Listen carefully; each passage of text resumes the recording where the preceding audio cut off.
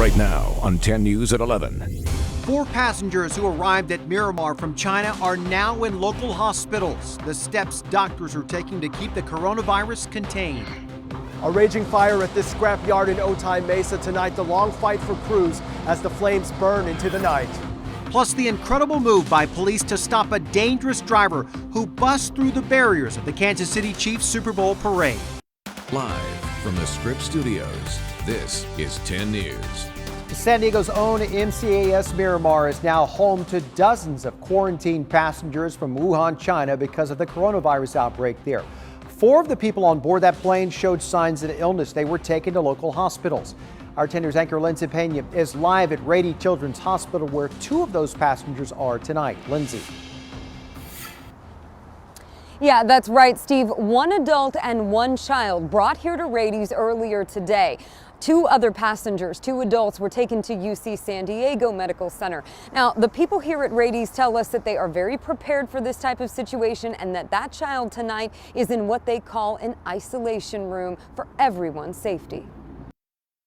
Arriving today from China, this plane full of American citizens and their family members will now be staying at MCAS Miramar for the next 2 weeks.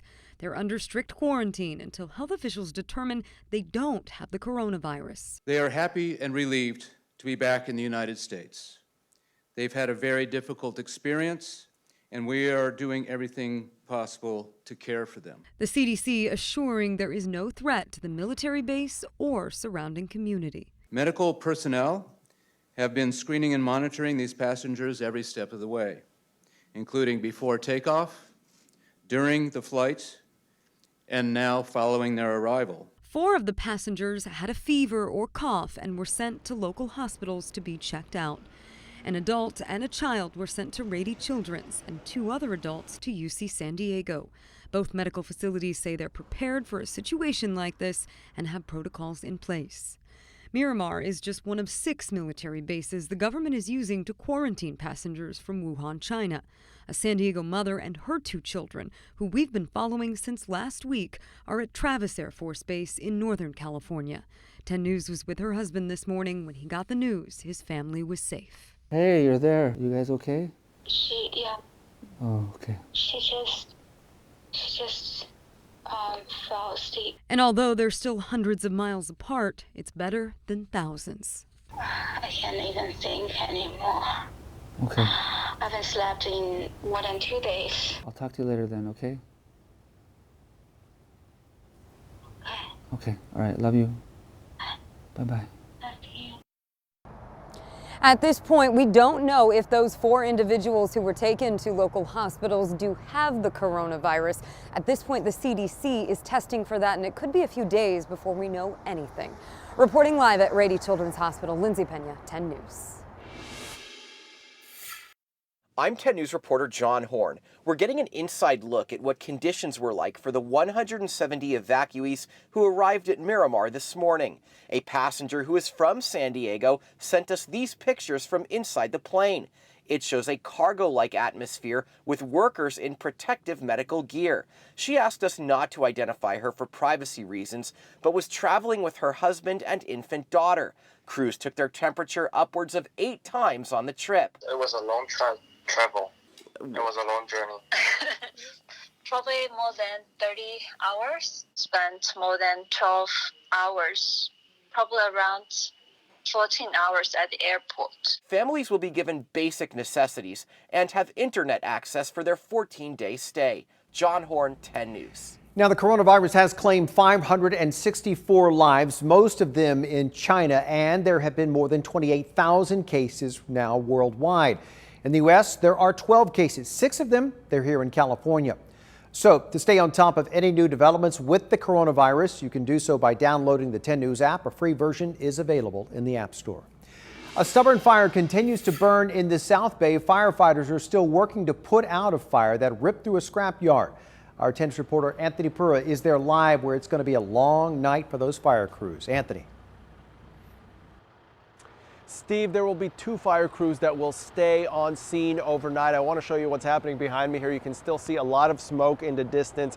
That's from that pile of metal that caught on fire and has been burning all day. Now, fire crews say that they will keep a ladder truck here that will be continuously shooting water at it, and they'll be watering it down all night long.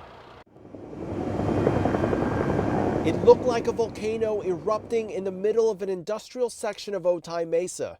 Large flames burned through piles of metal, sending dark plumes of smoke bellowing from this scrapyard. Sky 10 captured an explosion. Firefighters say the property was full of flammable and possibly hazardous materials, one of the reasons that airdrops would have been a dicey move. There are all kinds of materials and potentially liquids and things like that that exist on this property, and dropping water on that is not safe. The other reason? Water drops would have been dangerous for firefighters on the ground who were fighting the flames at a close distance. The fire started at Tito's Metal shortly after 3 o'clock. The owner told 10 News one of their machines caught on fire and quickly got out of control. All 8 employees working at the time got out safely. But it took firefighters hours to get a handle on the situation, shooting water at the flames from several angles, preventing it from spreading to neighboring salvage yards. Fortunately, again, this one, from the work of all the firefighters, was contained just to this property. And firefighters tell me in the morning they will use a thermal scan in the area to look for any more potential hot spots. We're reporting live tonight. Anthony Pura, 10 News. They are still working. Anthony, thank you. The Senate acquitted President Trump today of both impeachment charges. All 47 Democrats voted to convict on the abuse of power and obstruction of Congress charges. All but one Republican voted not guilty. Utah Senator Mitt Romney split his vote. Romney found the president not guilty on the obstruction of Congress charge, but guilty of abuse of power. Corrupting an election to keep oneself in office is perhaps the most abusive and destructive violation of one's oath of office that I can imagine. The president responded to Romney's vote with the video on Twitter mocking the senator and his loss to Barack Obama back in 2012. The president says he will make a statement tomorrow from the White House. A scare in downtown Kansas City for the Super Bowl victory parade for those Chiefs. A driver broke through the parade route barricade and narrowly missed the crowd. No way. Oh, no way. The police came in. A swarm of police cars were in pursuit. Officers tried those spike strips, but the driver kept on going. A tactical maneuver caught from multiple angles finally stopped the car. Honestly, I had a concern for the safety of the crowd because if the car veered off or one of the police cars chasing veered off, you know, there's a crowd here with children and everything, like my son. Remarkable, no one got hurt here. Cheers erupted as the driver was wrestled to the ground and arrested. A passenger was also taken into custody. Kansas City's mayor says the driver may have been impaired, that this was not an act of terror. The city of San Diego has agreed to pay out nearly $1.5 million to a local rapper and his friend. It is the final result of a lawsuit filed against the police department, who jailed the men on dubious gang-related charges. Our 10 News reporter Matt Boone explains how this could have broader implications all across the state. Aaron Harvey and Brandon Duncan, a rapper who goes by the name Tiny Do, were arrested in 2014. 10 News broke the story that they were being held on a little-used gang statute, Penal Code 182.5. Basically, it was saying that if you're participating in gang activity and knowing that they are engaged in felonious activity, then you could be held accountable too. Cornelius Bowser, a civil rights and anti-gang activist, had been aware of the case early on. Here in San Diego, it had not been used yet, and so they were testing it here in San Diego. That test would backfire. After 7 months in jail, Harvey and Duncan bailed out, and their case was eventually dropped.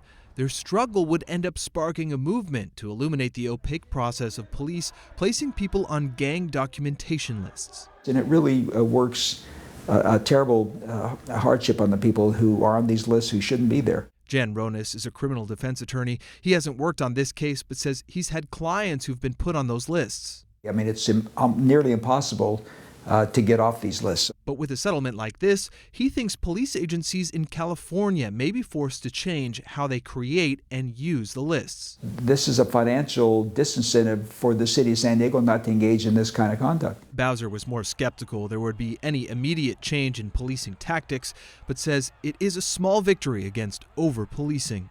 I'm happy for them. I think it's a victory not only for them, but it's a victory for the community, because a lot of times if you want to make someone feel the pain, you got to hit their pockets. Matt Boone, 10 News. So we reached out to the city attorney's office and the San Diego Police Department for comment. We have not heard back from them.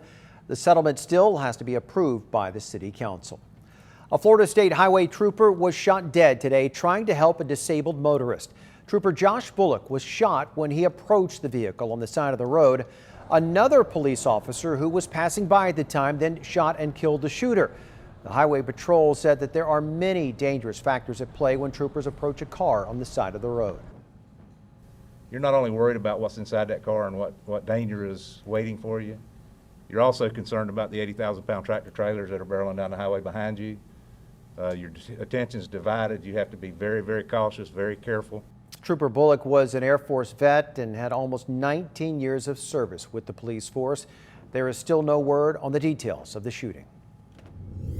As long as we live, we must stay true to ourselves. Well, the world lost a Hollywood legend today. Kirk Douglas, the man who brought us Spartacus and over 80 other memorable performances, has died. His son and actor Michael Douglas broke the news on Instagram today. Born to poor immigrants, Kirk Douglas rose to fame in the 1950s and 60s, earning 3 Academy Award nominations.